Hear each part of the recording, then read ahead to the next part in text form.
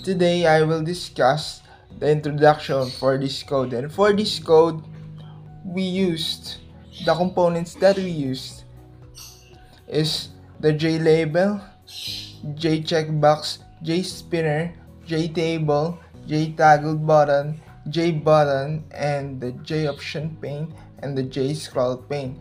This layout is consists of 30 seats and 3 classifications of seats like light, the premium, and the regular. And now, para po makita namin or makita po natin dito po sa code kung max na ba yung availability of seats, gumamit po kami dito ng booleans. So, for this layout, we used for the ticket prices, we have for the light, we have 10, for the regular, we have 30, we have 20, and for the premium, we have 30.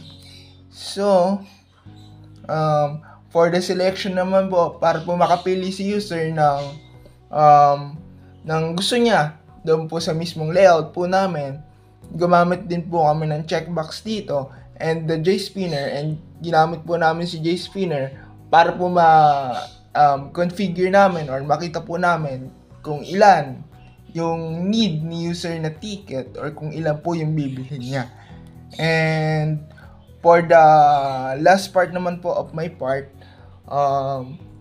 this is the configuration po para po makita po doon sa mismong layout po namin yung mismong like yung nilalagay po. If naka-true po kasi yun, naka-visible po siya. Then pag naka-false naman po siya, hindi po siya makikita pag po nirun yung mismong layout po namin. So for the continuation naman po ng part 2, dun naman po tayo sa ibang members. So thank you. So ayan, isa-set na po natin yung frame ng ating main application using JFrame. JFrame main frame, pinangalanan natin yung JFrame natin as main frame equals new JFrame, and ang title naman is multi-event ticket booking system. Ang main window ng application na yung title natin is multi-event ticket booking system. Ang sunod naman natin is mainframe dot set size 868 681. So sinet natin yung laki ng window natin. Ang width niya is 868 pixel. Ang height naman is 681 pixel. Ang sunod naman is mainframe dot get content pane, parenthesis, close and open parenthesis dot set layout. Niset natin siya in null layout para manual yung paglalagay natin ng UI components using set bounds. Sunod naman is mainframe dot set default, close operation, open and close parenthesis. Sa loob nun is JFrame dot exit on close. Meaning po nito is kapag sinara ang window, magsasara din yung buong program natin. Ang next naman natin is label select event natin. So JLabel select event label equals new JLabel. So gumawa tayo ng label na may text na select event. Sunod naman natin ginawa is pinosisyon natin yung ginawa nating label, which is yung select event, using set bounds. So pinosisyon natin sa screen ang x equals 10, y equals 11. Ang width niya is 88 at ang height naman ay 14. Next natin ginawa is inad naman natin to sa ating mainframe using the mainframe.getContent pane. Add open and close parenthesis sa loob na nakalagay yung name ng ating label.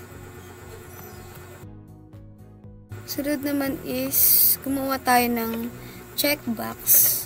Event 1 checkbox equals new J checkbox, And ang checkbox na, ang label naman nito is event 1.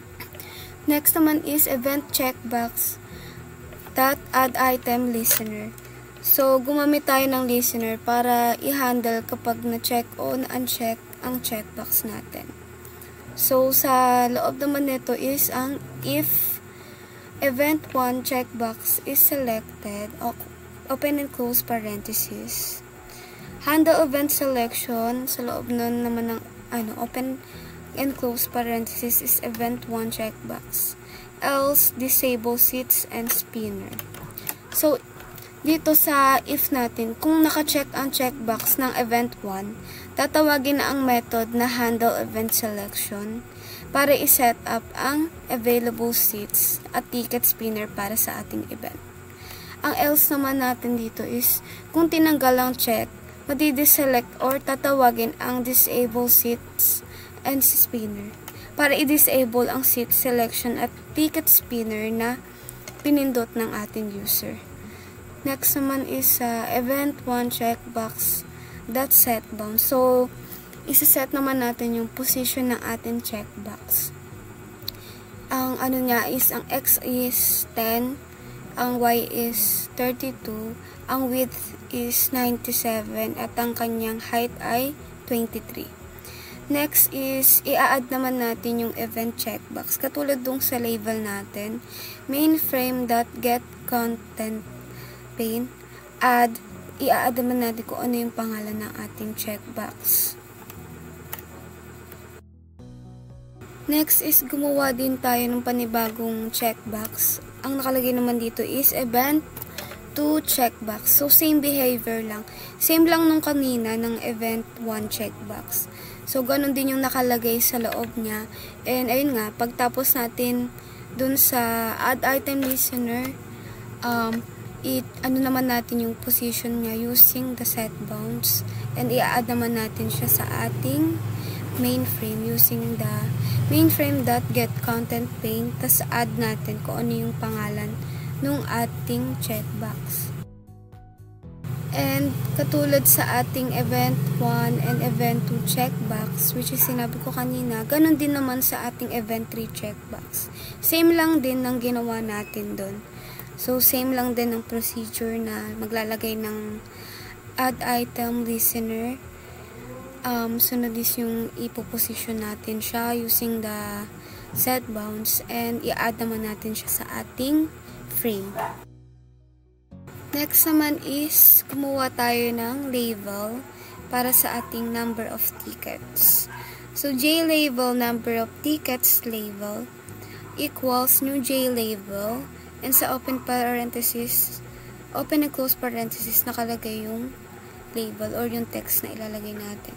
So, ang sunod naman is ipoposition natin, katulad ng mga ginawa natin dun sa JLabel kanina and dun sa ating event checkbox, is din using set bounds, ipoposition din natin yung ating JLabel sa ating number of tickets. So, ang X is 30, ang Y ay 62, ang width is 118, at ang height niya is 14. So, ganun din, i-add din natin siya sa ating frame using the mainframe.getContent pane, add, tas kung ano yung name ng ating label. Okay, so dito nakalagay yung label na nagsasabi kung ilang tickets ang pwedeng i-book ng ating user. Next naman is kumuha tayo ng spinner.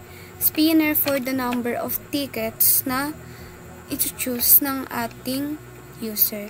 So, number of ticket spinner equals new J spinner.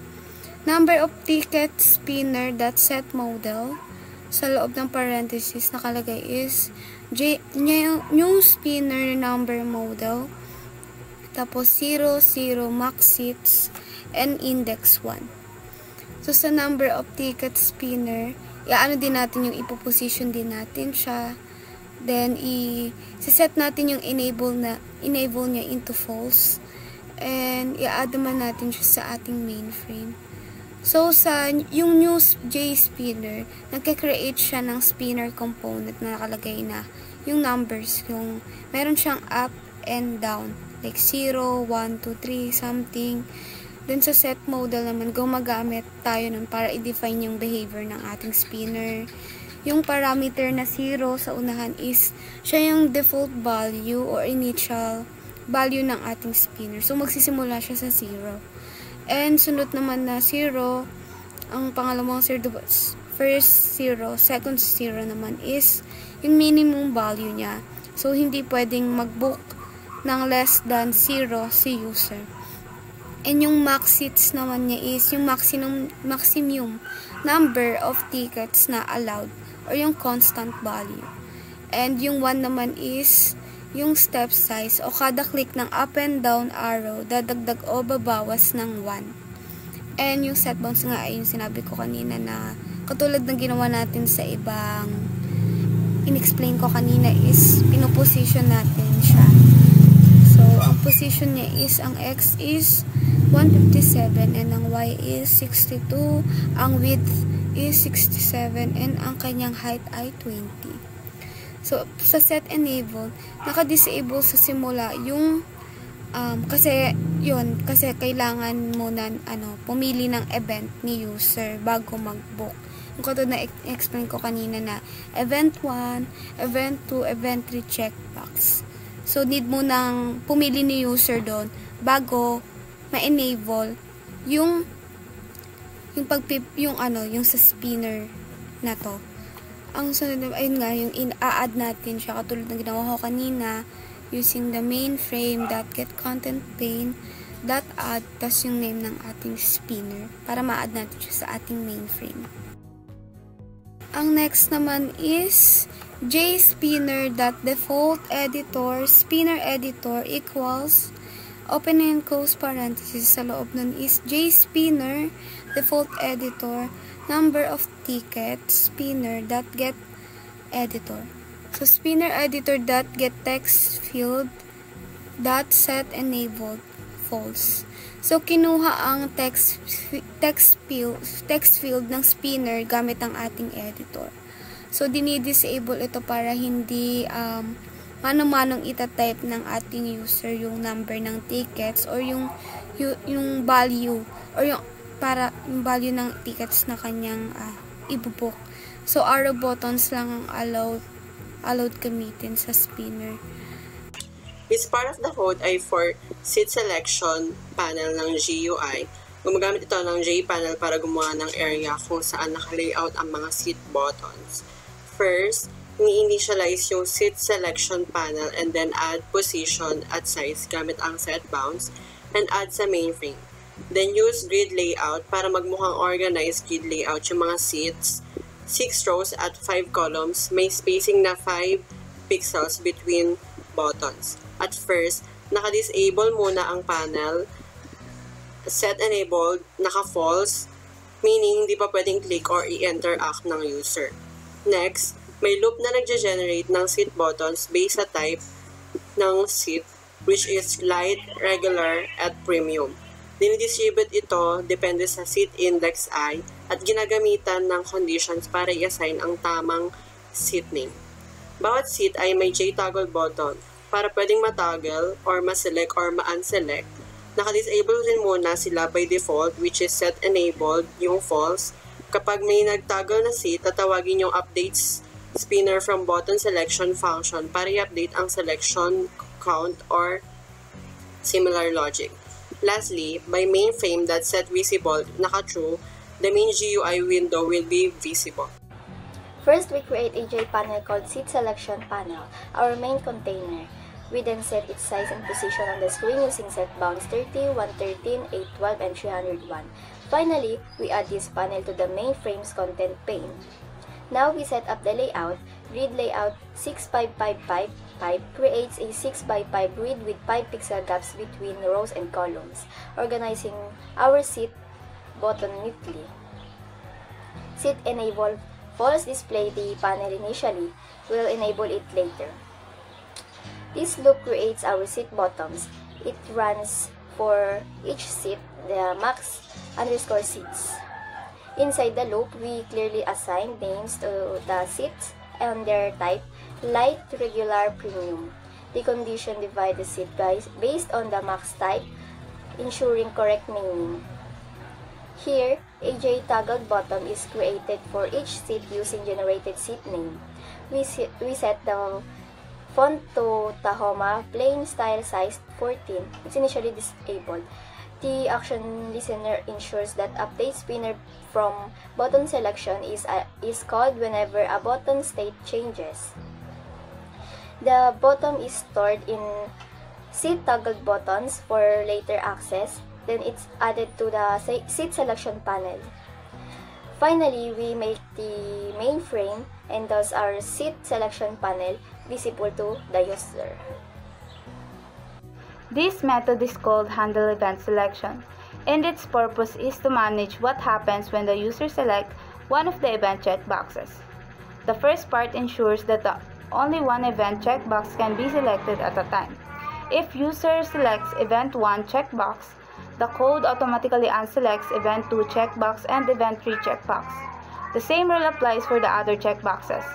This way, the user can't accidentally select more than one event. Next is, it checks which event is currently selected and then assigns the corresponding availability array to current availability. This array likely represents which seats are available for the selected event. Then, if an event is selected, meaning current availability is not null, the program updates the seat buttons using the update button states, which enables or disables seat buttons based on availability. It also enables the seat selection panel and the spinner that lets user choose how many tickets they want to buy. The spinner is reset to 0 so the user starts fresh when switching events. If no checkbox is selected, the disable seat and spinner method is called, which disables all seat options and the ticket selector. For the part 6 of our video, we'll talk about the helper method to disable all seats button and the ticket spinner, and to reset their state.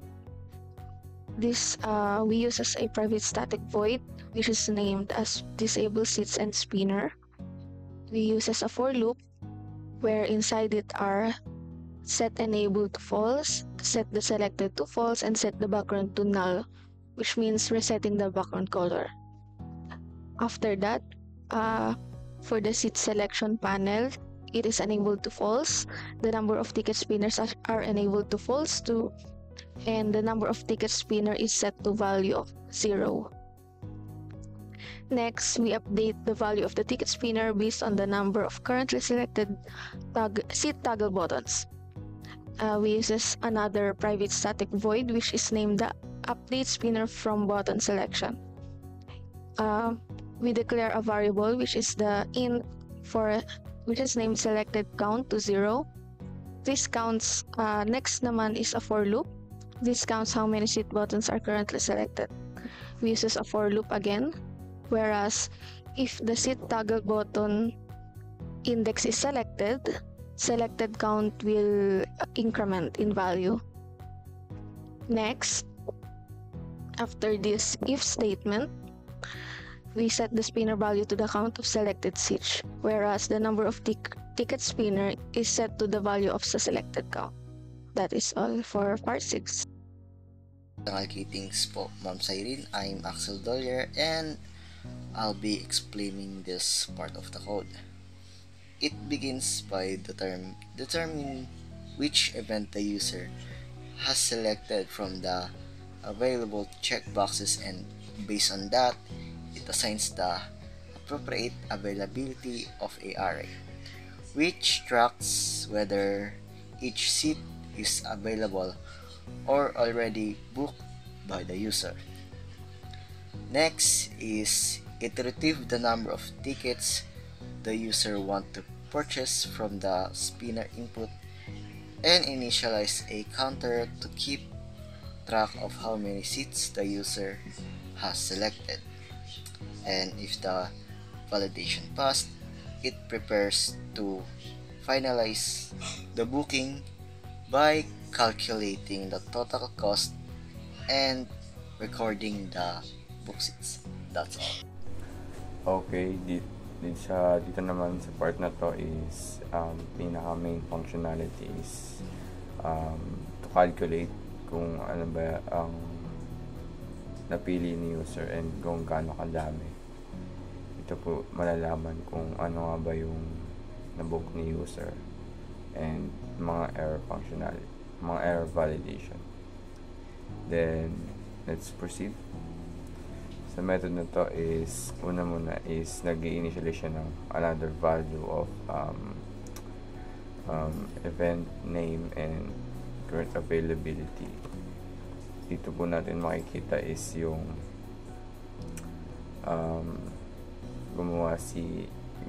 gumagawa ang ating ng program ng parang empty set para kung sakaling invalid yung makuha ang value is hindi siya magbabago sa ating data model agad. First is gagawa siya ng check niya yung validation ng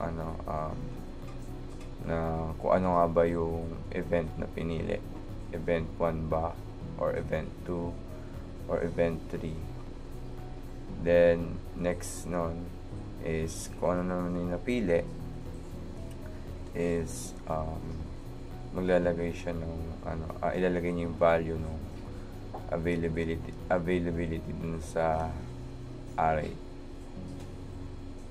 dito sa current availability, tapos kung anong event yan. Then next is yung mga validation. Kunyari kung walang nilagay si user na